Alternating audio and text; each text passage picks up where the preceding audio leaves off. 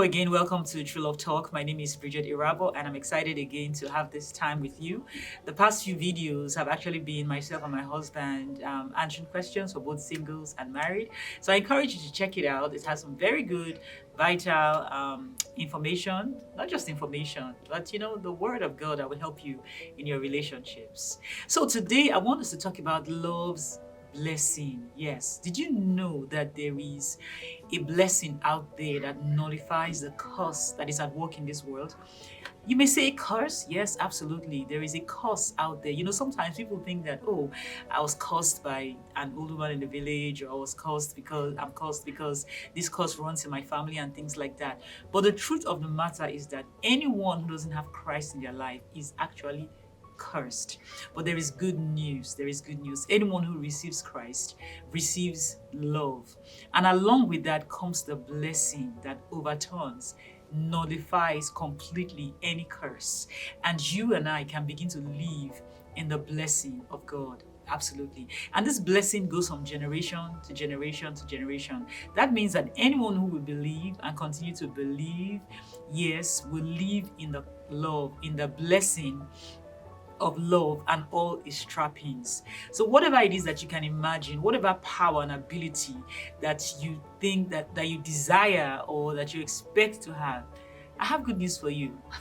It is in knowing Christ. Yes. And Bible tells us in John 3:16 that God so loved the world. So love loves us so much. He has given us everything that we need for life and godliness. And the truth is, what we just need right now is to learn how to use these things, how to appropriate these things to ourselves, because it's out there. Just as the curse is out there, the blessing is also out there, waiting for you and I to receive the love of God and begin to work in it. Now, I'll give you some reference scriptures. Deuteronomy 28 talks about all the horrible things. Now, most times people think that sickness and disease is just natural. It's not natural. It's actually a curse. And you also see that the blessing, which is an empowerment to prosper, is by the blessing. Yes, is in the scriptures.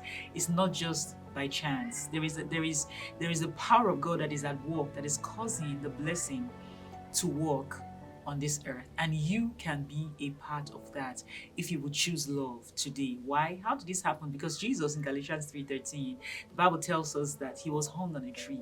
Yes, because so that the blessing of Abraham will come on you and I. So he took the punishment for us, so you don't have to take that punishment. So all you need to do is to be born into God's family, born into love's family, and you can begin to enjoy that blessing today. And how do you do that? Simple. Receive Christ into your heart. Believe that he did all of these things that I said. Like I mentioned, John 3:16. I talked about Romans 10:9 and 10. I've talked about it before. Go study it. Receive Christ. Declare it with your mouth. Find a good Bible believing church and begin to enjoy the blessing that is in love.